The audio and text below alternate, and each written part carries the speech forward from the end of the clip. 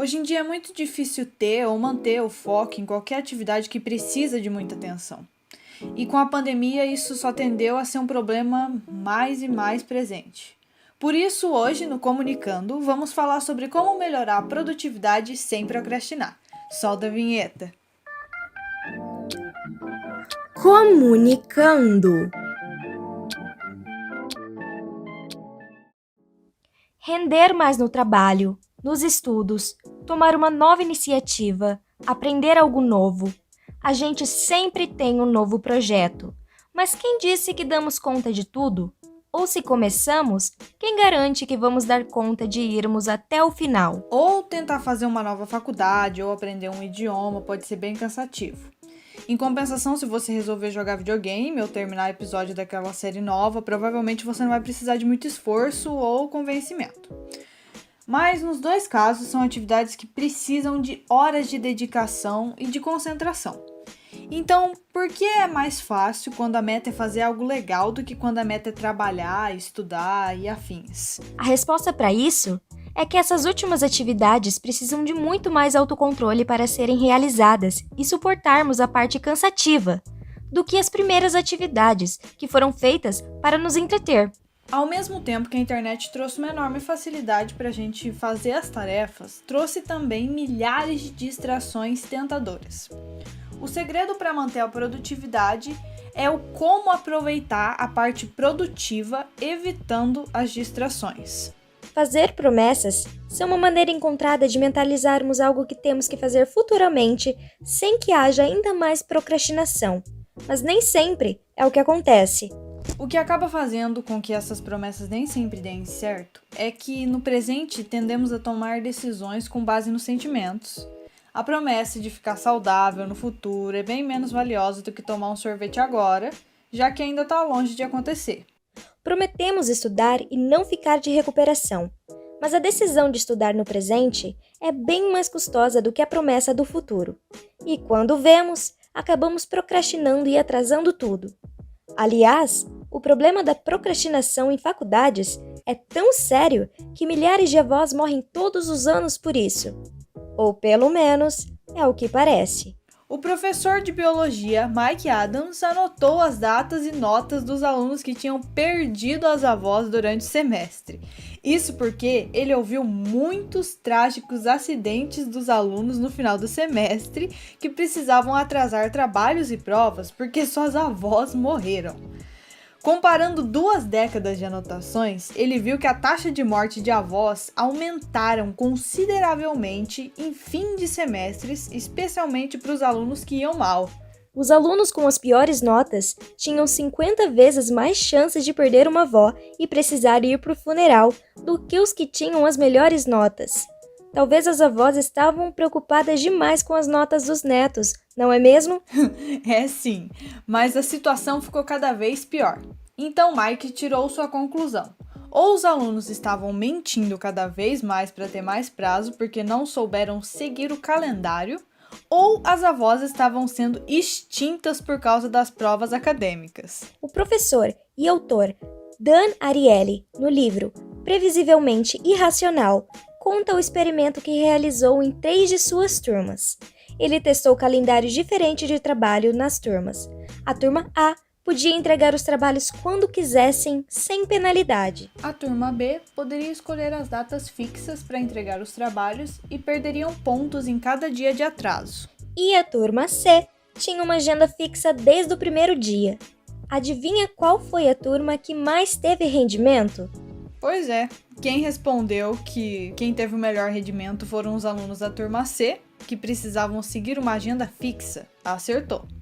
Boa parte da turma A, que podia entregar a qualquer hora, deixaram tudo para a última hora ou nem entregaram, e os que fizeram de qualquer jeito. O uso de metas, como a turma C fez, é uma maneira de ajudar na produtividade. É bem mais difícil acabar com os hábitos ruins do que criar novos hábitos. Então, em vez de gastar esforço fazendo algo chato, colocar o chato no automático para receber as recompensas é muito mais funcional. Deixar aquela série para depois de completar as tarefas pode dar o ânimo suficiente para você terminar. Mas se você prefere ter a liberdade de fazer sua própria agenda, Saiba que os alunos da turma B levaram em conta que iam enrolar e atrasar se deixassem tudo para a última hora. E isso fez com que eles tivessem as notas tão boas quanto os alunos da turma C. Bem, algo aqui precisa ser levado em consideração. Ser multitarefas não faz parte de nossa natureza. Pense na quantidade de ideias que você teve em toda a sua vida. Não temos dúvidas que foram várias, mas quantas delas você realmente colocou em prática? O segredo do sucesso para ter uma vida produtiva está justamente aí, em reconhecer qual ideia se alinha com seu propósito e se merece a energia necessária para ser posta em prática. Não é algo novo a dificuldade de ter uma boa produtividade quando se trata de coisas que consideramos chatas. Pergunte a seus pais se eles gostavam de fazer atividades da escola. A resposta provavelmente vai ser não, mas temos que fazê-las mesmo assim.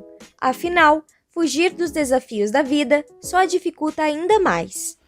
Hoje em dia, encontramos ainda mais dificuldades para alcançar o caminho da concentração. Gloria Mark, uma pesquisadora da Universidade da Califórnia, decidiu estudar os efeitos da tecnologia na vida das pessoas, tanto no ambiente de trabalho quanto no mundo acadêmico, e afirmou: redes sociais, e-mails e aplicativos de celulares estão diminuindo nossa capacidade de concentração. Cada vez mais tentamos ser multitarefas, deixando várias abas de aplicativos abertas, tentando mexer no celular ou assistir alguma coisa enquanto fazemos o que precisamos, e mesmo assim, no final do dia, acabamos achando que não fomos tão produtivos quanto deveríamos. No ano de 2004, a pesquisadora Mark fez um experimento com um grupo de trabalhadores. Ela cronometrou o tempo de concentração direto deles em uma tarefa que eles estavam fazendo. E a média de foco dos trabalhadores durou cerca de uns 3 minutos. Esse mesmo estudo foi replicado 10 anos depois e o resultado foi surpreendente. Mostrou que a média de tempo de foco caiu para 59 segundos. Não é difícil a gente achar o porquê disso, né? A produtividade pode ser afetada pelo estado em que nosso cérebro se encontra. Por isso, é mais importante do que nunca exercitar ele para conseguir os resultados esperados. Tá, mas como posso exercitar meu cérebro?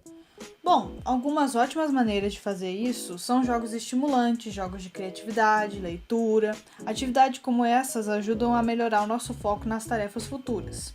Mas para garantir que seu dia for realmente produtivo, é melhor separar um tempo sem interrupção para suas atividades com base na sua rotina, estabelecendo um prazo para si mesmo, sem esquecer de dar aquelas pausas de tempo em tempo.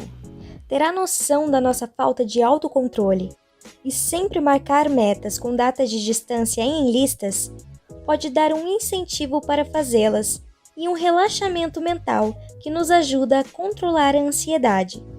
Assim como assistimos episódio de séries de 1 em 1, em vez de pensarmos que vamos ver um filme de 30 horas, é mais fácil dividir as atividades que requerem esforço em etapas. Então, aqui foram algumas dicas para você aumentar sua produtividade e não precisar matar sua avó esse ano. Com isso, chegamos ao fim do programa. Muito obrigada a quem ficou até o final e até a próxima, galera! Esse programa foi produzido pelas acadêmicas Isabelle Covici e Yasmin Beltrame, do 3º semestre de Jornalismo e Publicidade e Propaganda da Faculdade Maringá, sob orientação da professora Valdete da Graça.